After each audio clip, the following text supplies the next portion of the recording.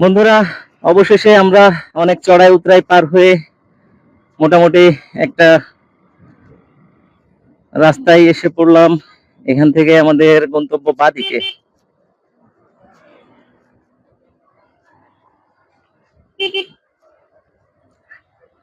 এটা হচ্ছে জামতলী, পশ্চিম ভাগলপুর, কুলিয়ারচর, কিশোরগঞ্জ। তো আমরা এখনো 18 কিলোমিটার মতো দূরে আছি নিকলি হাওর থেকে। আমি রাস্তাটা মোটামুটি একটু ফাঁকা আছে এবং মোটামুটি ভালো বলা যায়। তো আমি একটু স্পিড আপ করার চেষ্টা করব এই রাস্তায়, কারণ আমরা ইতিমধ্যে দুইবার বিরতি দিয়ে এবং খারাপ রাস্তার কারণে বেশ খানিকটা পিছিয়ে পড়েছি সময় থেকে। আমাদের টার্গেট ছিল আমরা মোটামুটি 10:30টার ভিতর নিকলি হাওর পৌঁছাবো।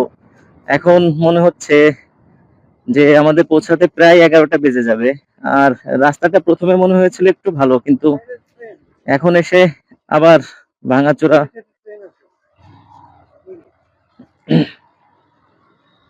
কই, আমরা ওদিকে দেখতে পাচ্ছি একটা রেল লাইন আছে,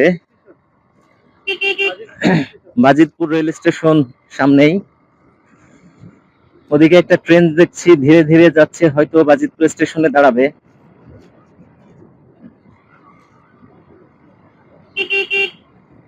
আর আমরা এখন চেষ্টা করব যত দ্রুত সম্ভব হয় নিকলি বেড়িবাঁধ পর্যন্ত পৌঁছানোর, কারণ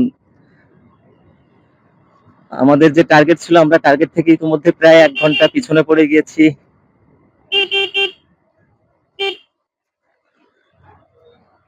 যে কথা বলছিলাম, যে শিবপুর থেকে বাইকের পিছনের চাকা পাংচার হওয়ার জন্য বেশ খানিকটা সময় লস হয়। এরপর দুইবার বিরতি এবং খারাপ রাস্তার কারণে আমাদের বেশ খানিকটা সময় অতিবাহিত হয়ে যায়।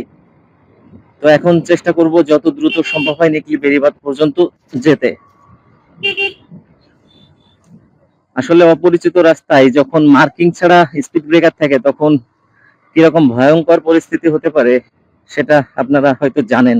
ঠিক সেটাই ঘটতে চলেছিল। যাই হোক, আল্লাহর রহমতে খুব বেশি অসুবিধা হয়নি।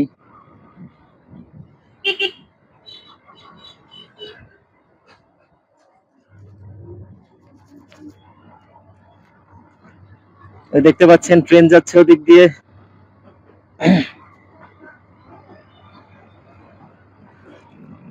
তো চলুন বন্ধুরা, আপনাদের সঙ্গে পরবর্তীতে কথা হবে নিকলি হাওরে গিয়ে।